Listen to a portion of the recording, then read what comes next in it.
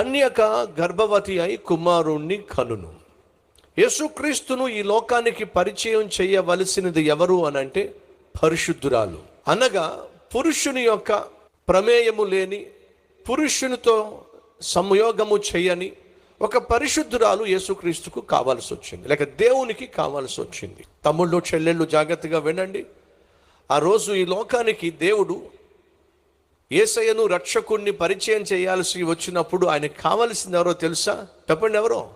కన్యక, అనగా పరిశుద్ధురాలు కావాల్సి వచ్చింది. ఒకవేళ ఈరోజు నీ ద్వారా దేవుడు తన కుమారుడు యేసుక్రీస్తును నశించిపోతున్న లోకానికి పరిచయం చేయాల్సి వస్తే ఎంతమంది అమ్మాయిలు చెప్పగలరు, నేను కన్యకను, ఏ అబ్బాయి నన్ను ముట్టలేదు, ఏ అబ్బాయి నా మీద చెయ్యి వేయలేదు, నేను పరిశుద్ధంగా జీవిస్తున్నాను అని ఎంతమంది అమ్మాయిలు చెప్పగలరు?